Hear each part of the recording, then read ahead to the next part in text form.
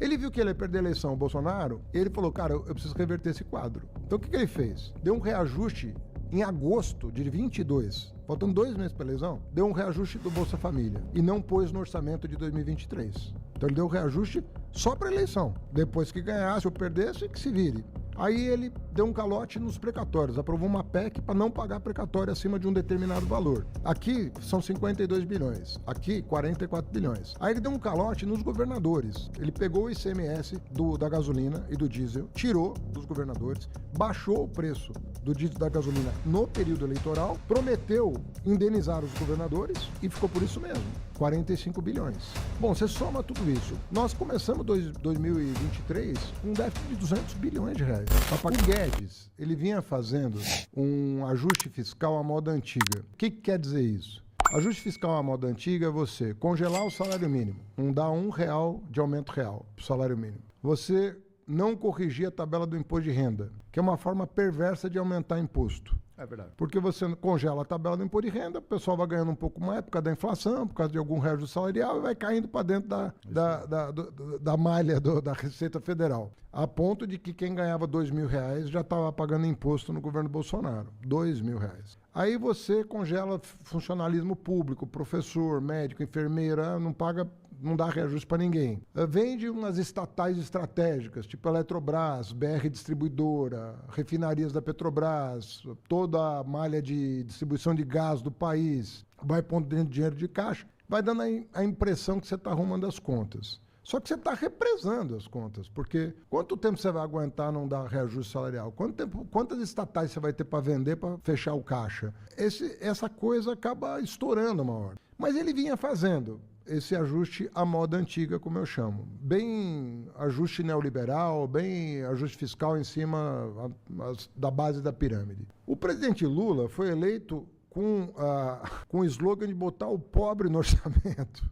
Ou seja, como é que você vai colocar o pobre no orçamento, que era necessário, com um rombo fiscal que foi criado nos últimos 6 meses de governo? Protelando, né? Não, porque é o seguinte, ele foi represando tudo isso, aí chegou na hora da eleição, todo mundo vai lembrar, porque assim, o que eu estou falando está nos jornais, está no Google, pesquisa onde quiser. Ele viu que ele ia perder a eleição, o Bolsonaro, e ele falou, cara, eu preciso reverter esse quadro. Então o que ele fez? Deu um reajuste em agosto de 22, faltando 2 meses para a eleição, deu um reajuste do Bolsa Família e não pôs no orçamento de 2023. Então ele deu reajuste só para a eleição. Depois que ganhasse ou perdesse, que se vire.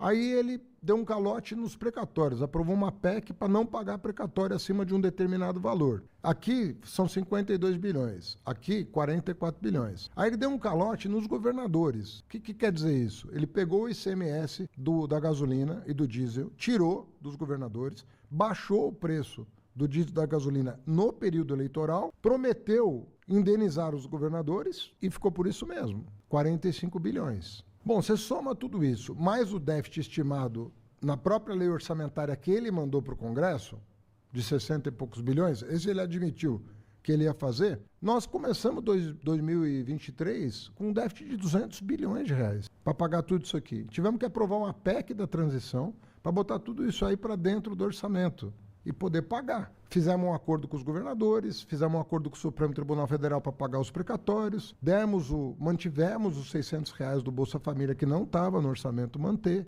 e terminamos um ano pagando todas essas contas. Então, nosso primeiro ano, do ponto de vista fiscal, foi pagar esses calotes todos. E aí começamos um ajuste fiscal diferente dos anteriores, que foi um ajuste fiscal atendendo uma emenda constitucional que foi aprovada e nunca tinha sido aplicada, que era a revisão das isenções fiscais para os amigos do rei. Uma quantidade enorme de leis, dando benefício fiscal para uma empresa, para outra empresa, para outra empresa, para um setor, para outro setor. Você fazia a conta, que benefício isso rendeu para o país? Nenhum.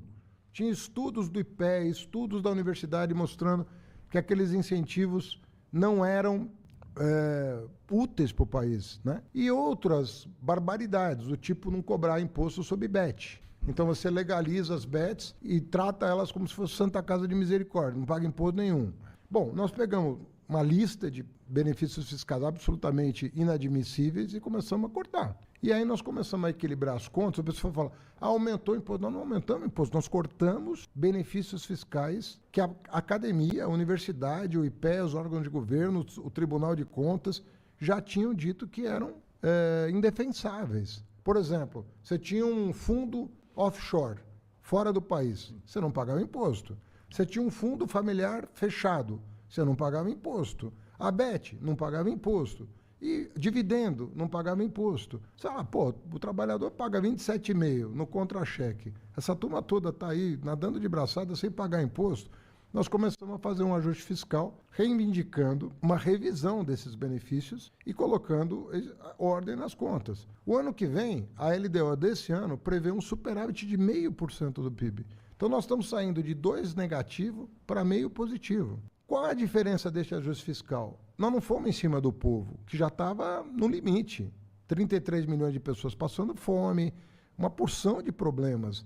O salário mínimo não acompanhava a inflação de alimentos, o trabalhador ganhando 2 mil estava pagando imposto de renda. E nós falamos, ó, do mesmo jeito que nós vamos cortar benefício do andar de cima, nós vamos garantir reposição do que a turma do andar de baixo perdeu. Qual foi a vantagem de fazer isso? A economia começou a reagir. Gira a economia, né? Então, o que está acontecendo é que nós estamos crescendo o dobro do que a economia cresceu nos 10 anos anteriores a esse mandato do presidente Lula. Estamos crescendo o dobro. Nós estávamos crescendo alguma coisa em torno de 1,5% ao ano. Nós vamos fechar os 4 anos perto de 3, 2,7, 2,8. A inflação que aconteceu em 4 anos vai ser a menor inflação da história. O desemprego que aconteceu, nós estamos na mínima histórica do desemprego. Com isso eu quero dourar a pílula, quero dizer que está tudo bem? Não estou querendo dizer. Eu estou querendo dizer que quem quer que assuma em 1º de janeiro de 2027 vai pegar uma situação muito melhor do que o presidente Lula assumiu em 2023, mas muito melhor. O meu sucessor, já tem um sucessor, mas quem quer que seja o ministro da Fazenda indicado pelo presidente eleito, ele vai pegar uma situação mais confortável. E o papel do ministro da Fazenda é esse, é passar o bastão entregando uma situação melhor do que recebeu.